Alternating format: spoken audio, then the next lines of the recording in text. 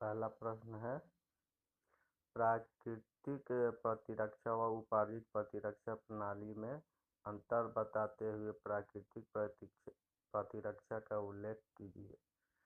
इसका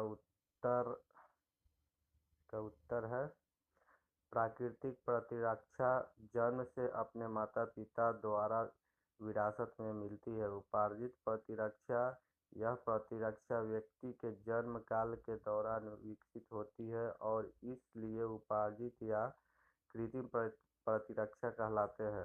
प्राकृतिक प्रतिरक्षा के विभिन्न घटक हैं। पहला, त्वचा एवं श्लेष्मा झिल्ली। उदर के हाइड्रोक्लोरिक एसिड युक्त रक्त, प्लाज्मा प्रोटीन, एल्बुमिन व ग्लोबुलिन, फाइब्रिनोजन। लसिकीय संस्थान, लसिकीय कार्य,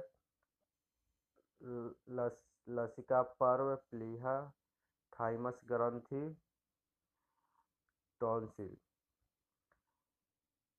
अब इसी विस्तार से देखते हैं। त्वचा एवं श्लेष्मा झिल्ली, यह शरीर में बाहरी रोग वाहिकाओं के प्रवेश के अवरुद्ध करती है।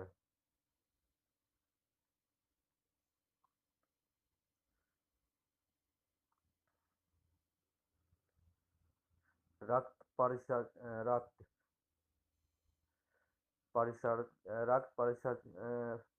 परिसंचरण संस्थान शरीर का वह परिवहन तंत्र है जिसके द्वारा आहार, ऑक्सीजन, पानी एवं सभी आवश्यक पदार्थ ऊतक को कोशिकाओं को पहुंचाते हैं और वहां के कार्य पदार्थ के लिए ले जाए जाते हैं। इसके रक्त, हृदय एवं रक्त वाहिनियों का समावेश होता है। मानव रक्त का एक तरल संयोजक ऊतक है।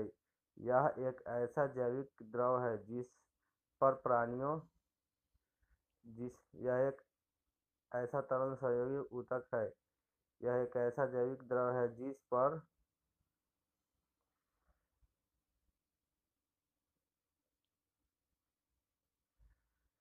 प्राणियों का जीवन निर्भर रहता है। शरीर के सभी कार्य इसी पर आधारित है।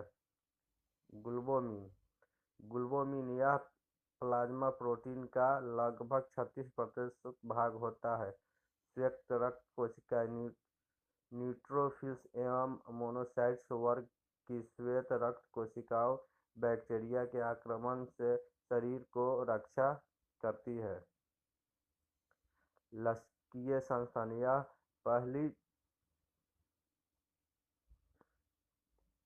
यह पतली भित्तियों वाली वाहिकाओं से बना एक जाल है जो शरीर में रक्त वाहिनियों के समान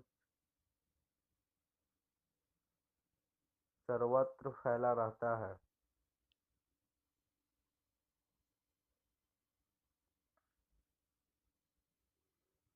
लसिकीय कार्य, लसिका फिल्टर का कार्य करती है। लसिका कोशिकाओं, विशेष रूप से बी लिम्फोसाइट्स की उत्पत्ति होती है। लिम्फ नीरस परिसंचरण के लिए नए लिम्फोसाइट्स का निर्माण करती है। लसिका पर्व, लसिकीय वाहिकाओं के मार्ग में सेम के बीज की आकृति के छोटे छोटे ऊतक के पिंड होते हैं। प्लीहा, लसिकीय ऊतक से निर्मित एक चपटी, दीर्घायताकार बड़ी ग्रंथि होती है। थाइमस ग्रंथि, वक्ष में मीडिया थाइमस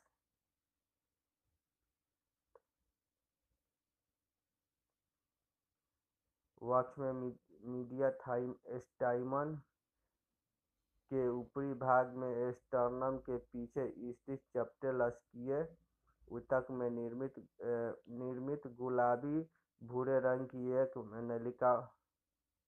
नलिकाविहीन ग्रंथि है।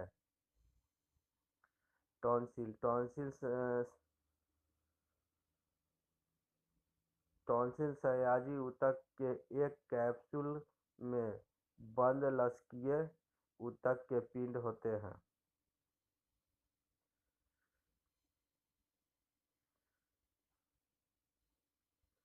दूसरा प्रश्न है, प्रतीक्षा प्रणाली में ग्लूटामाइन की क्या भूमिका है? इस पर संक्षिप्त में प्रकाश डालिए। इसका उत्तर होगा, प्रतीक्षा प्रणाली में ग्लूटामाइन की भूमिका यह है कि अल्फा एवं बीटा ग्लूटामाइन का निर्माण यकृत द्वारा होता है। ये लिपिड्स एवं वसा के घुलनशील विटामिन का रक्त में वहन करके शरीर के एक भाग से दूसरे भाग में पहुंचाते हैं। गामा ग्लोबुलिन या इम्यूनोग्लोबुलिन एंटीबॉडी के रूप में कार्य करते हैं, जो खसरा, टिटनेस एवं पोलियोमाइलिस जैसी बीमारियों को रोकने में सहायक होते हैं। तीसरा प्रश्न है, प्रतीक्षा प्रणाली में लक्षकीय संस्थान का वर्णन कीजिए। इसका उत्तर होगा, प्रतीक्षा प्रणाली में लक्षकीय संस्थान का कार्य यह है कि जो शरीर में रक्त वाहिकाओं में एक स्वच्छ रंगहीन तरल का वहन करता है। लक्षकीय संस्थान प्रतीक्षा के निम्नलिखित महत्वपूर्ण कार्य करता है। लक्षकीय फिल्टर का कार्य करती है।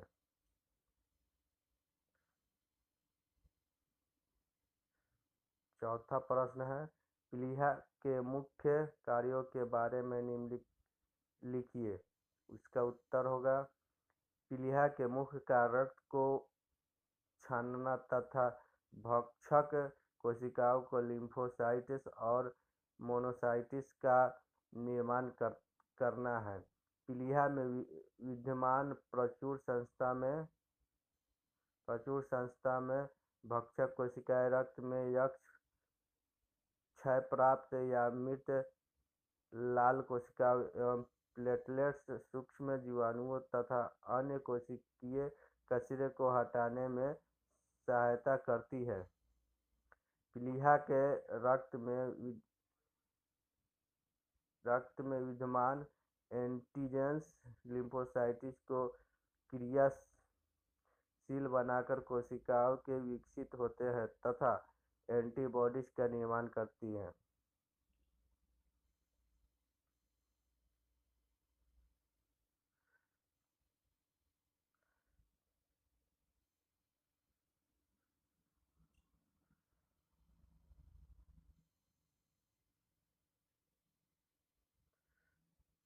पांचवा प्रश्न है, उपार्जित प्रतिरक्षा क्या है? इसे प्राप्त करने के दो तरीकों का निम्नलिखित कीजिए। इसका उत्तर होगा, उपार्जित प्रतिरक्षा व्यक्ति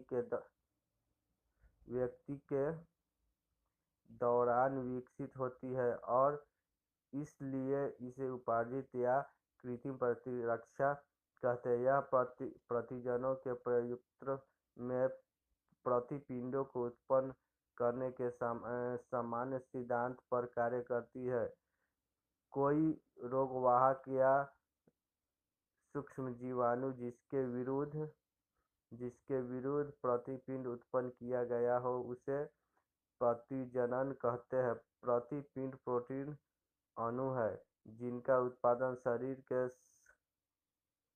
विशेष रक्षक कोशिकाओं के लक्षकीय कणिकाओं द्वारा किया जाता है। जैसा कि आप जानते हैं कि ये श्वेत रक्त कोशिकाओं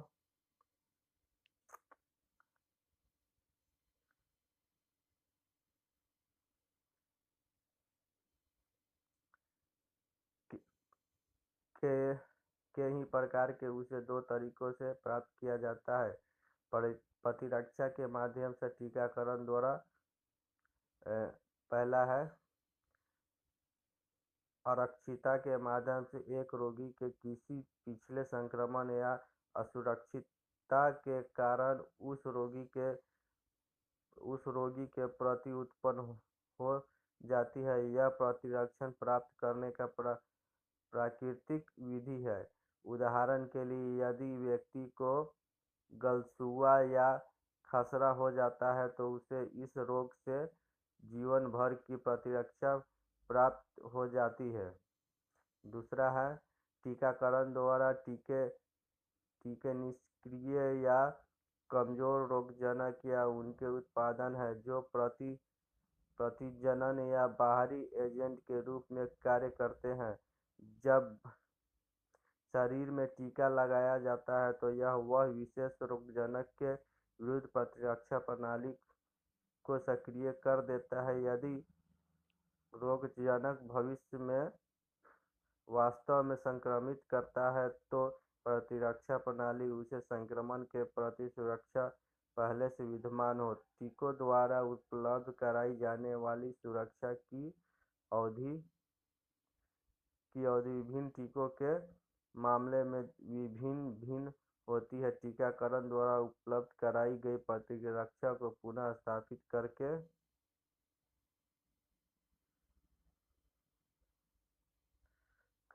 करने के लिए कुछ टीकों के मामले में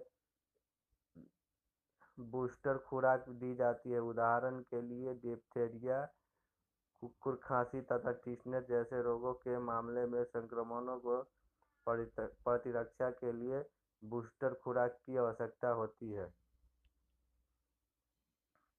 छठा प्रश्न है,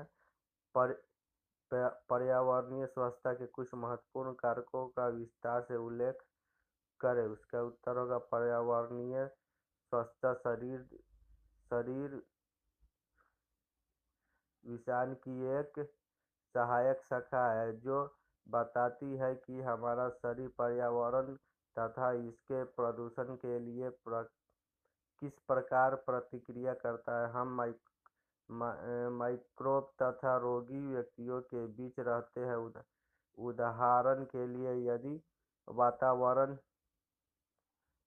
वातावरण में मच्छर नहीं होंगे तो वहाँ के मलेरिया तथा फैलेरिया जैसे रोग भी नहीं होंगे। अच्छे निसंक्रमण तथा प्राकृतिक माध्यम से चेचक, हैजा, टीबी जैसे रोगी का उन्मूलन किया जा सकता है। ग्रामीण क्षेत्रों में बीमारियों के फैलने का मुख्य कारण मल का असुरक्षित निपटाना है।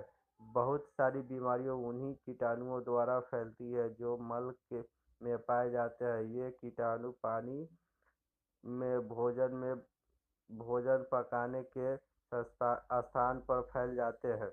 इस स्थिति से बचने के लिए तथा उचित पर्यावरण स्वच्छता बनाए रखने के लिए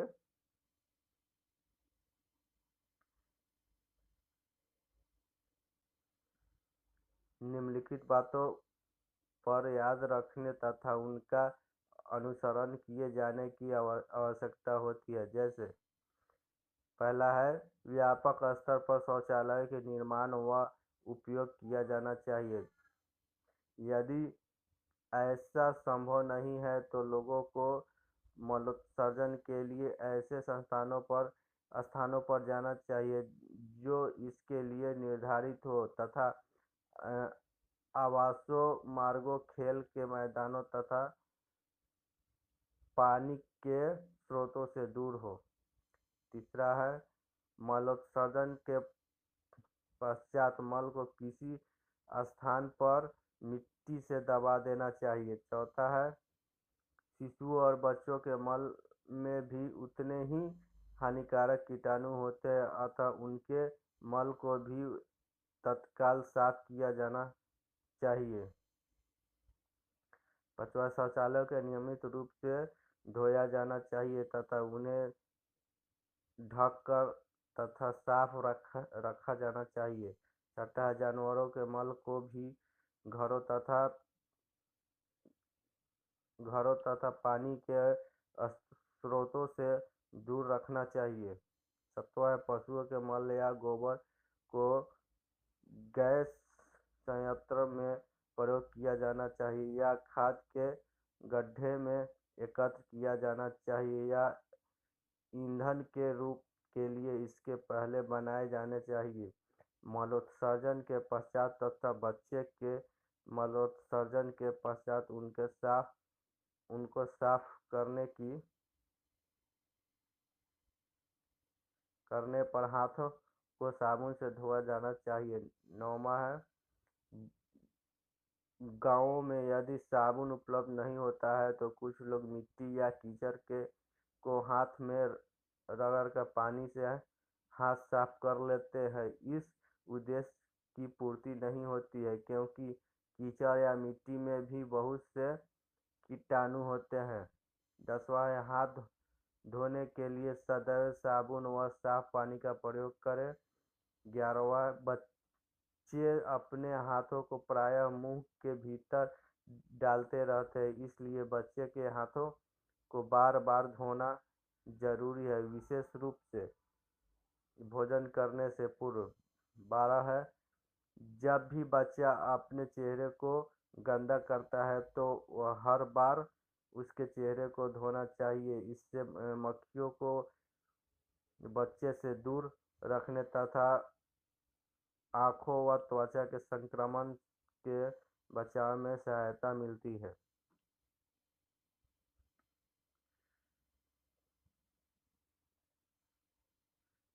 7वां प्रश्न है, स्वास्थ्य के अर्थ का उल्लेख कीजिए तथा उनसे प्रभावित करने वाले कारकों का वर्णन कीजिए। इसका उत्तर होगा, स्वास्थ्य सर्वाधिक सामान्य रूप से प्रयुक्त होने वाला शब्द है। स्वास्थ्य का अर्थ पूर्ण पारिवारिक, मानसिक तथा सामाजिक स्वास्थ्य की स्थिति न कि केवल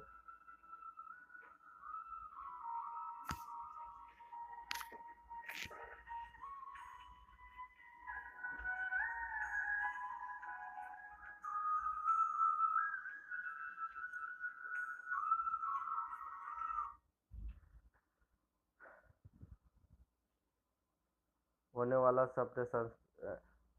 स्वास्थ्य का अर्थ संपूर्ण शारीरिक, मानसिक तथा सामाजिक स्वास्थ्य की स्थिति है, न कि केवल रोगों की अनुपस्थिति है, अर्थात शरीर तथा मस्तिष्क दोनों के सुचारू कार्य प्रणाली। अच्छे स्वास्थ्य वाला व्यक्ति अधिक उत्साहपूर्ण व ऊर्जायुक्त जीवन के रूप में और कार्य में अधिक कुशल होता है।